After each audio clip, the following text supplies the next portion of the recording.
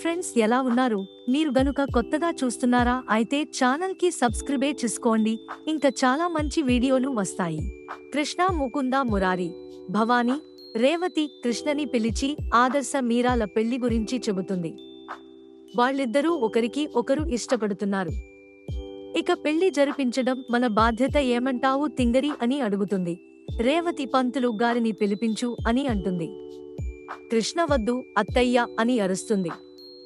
ఎందుకు వద్దంటున్నావు కృష్ణ? అయినా నేను పెళ్ళంటే నువ్వు ఎందుకు అంతకన్నా కాదపడుతున్నావు?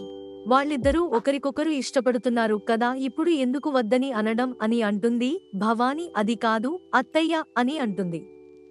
నువ్వేం చెప్పకు కృష్ణ, ఒకరంటే ఒకరికి ఇష్టమని నీకు తెలుసు కదా. ఇందాక డైనింగ్ టేబుల్ దగ్గర కూడా అన్నమాట మీరా, సిగ్గుపడడం నువ్వు చూడలేదా?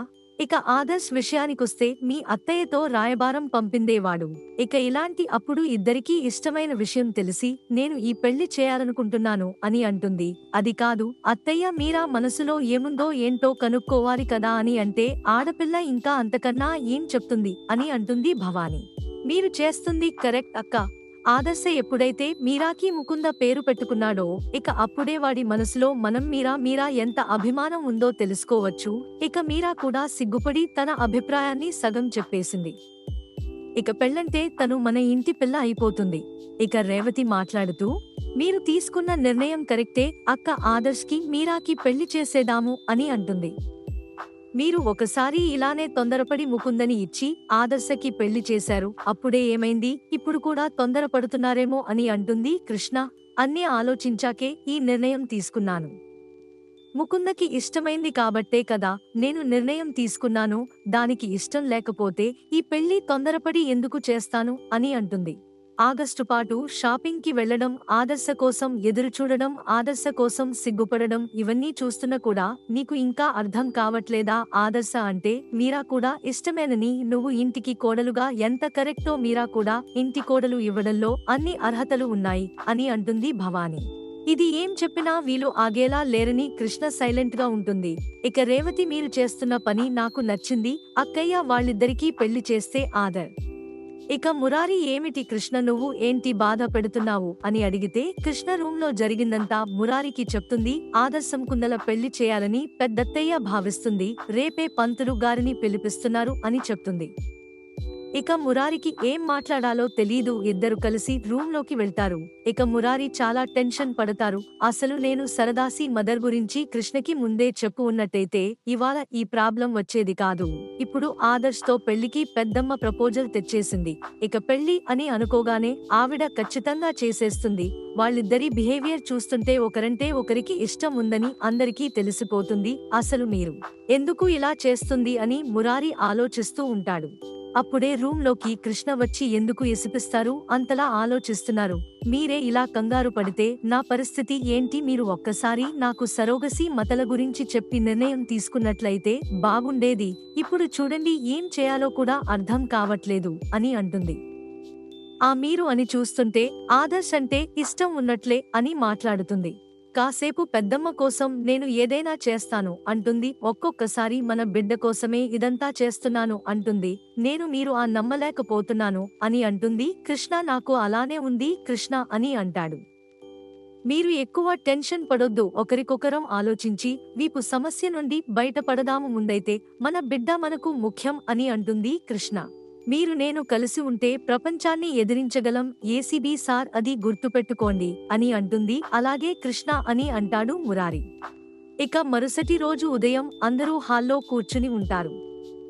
సంగీత అందరికీ కాఫీ ఇస్తుంది. కృష్ణ, మురారి ఇద్దరూ టెన్షన్ గా ఉంటారు.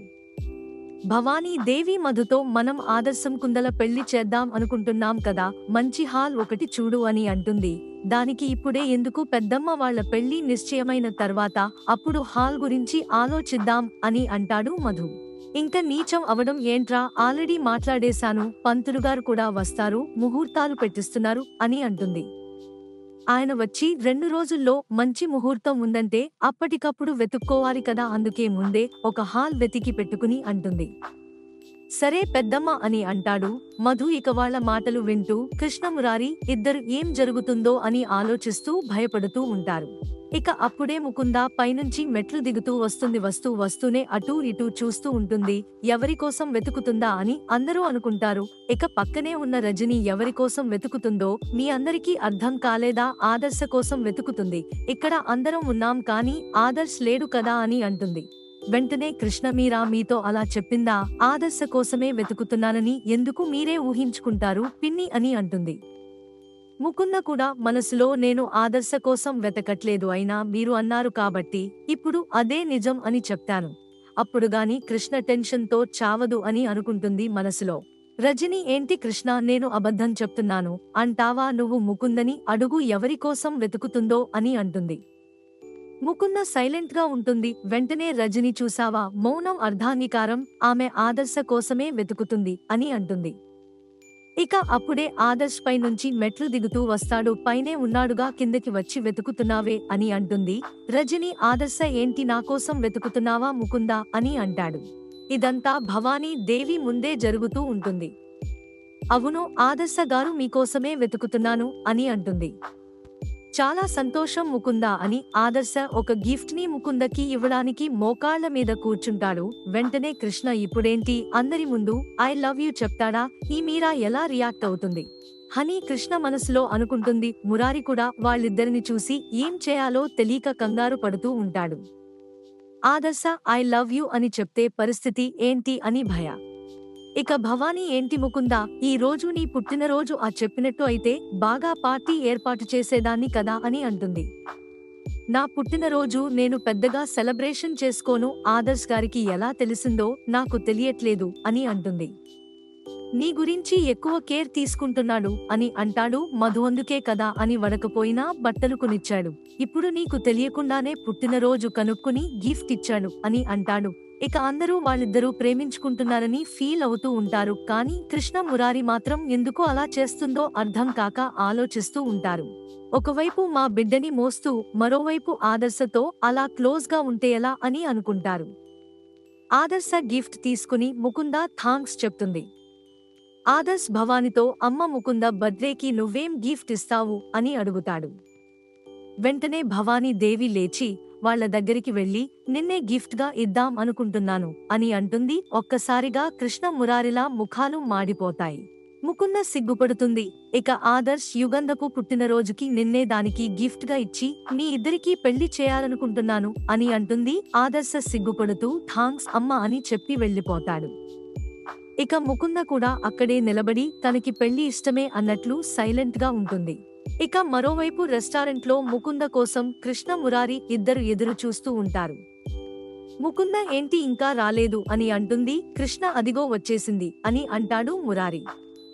ముకుంద రాదా నేను చేస్తున్నది ఏమైనా నీకు అర్థం అవుతుందా అని అంటుంది. కృష్ణ నేనేం చేశాను కృష్ణ అని అంటుంది. ముకుంద ఏమీ తెలియనట్లు మాట్లాడుకో, మా బిడ్డను నువ్వు అసలు చూస్తున్నావా అని అడుగుతుంది. ఎంత మాట అన్నావు కృష్ణ? చూసారా మురారి గారు మీ ఆవిడ ఎలా మాట్లాడుతుందో?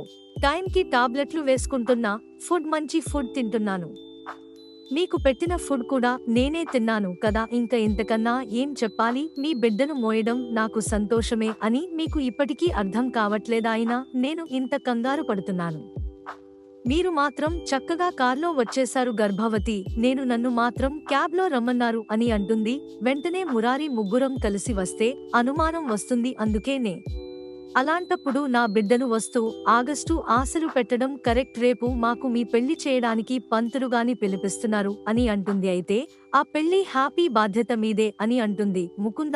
ఇద్దరూ షాక్ అవుతారు. ఆగస్టులో తెలియకుండా నీ ఎదురు చూడాలి అని ముకుంద ఇచ్చిన దృష్టికి కృష్ణ మురారి ఇద్దరూ నిర్గాంతపోడి చూస్తూ ఉంటారు.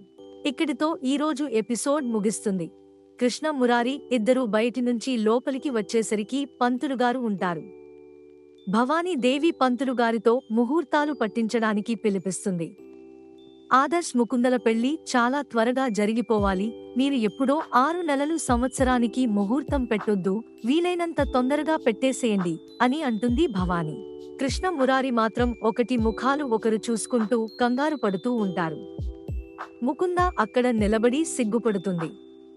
పంతులుగారు రేపు శుక్రవారం దివ్యమైన ముహూర్తం ఉందమ్మా అని అంటాడు.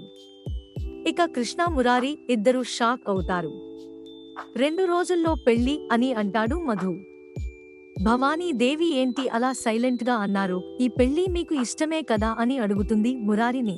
ఇష్టమే పెద్దమ్మ అని చెబుతాడు మురారి. అక్కడే ఉన్న ఆదర్శ సిగ్గుపడుతూ ఉంటాడు.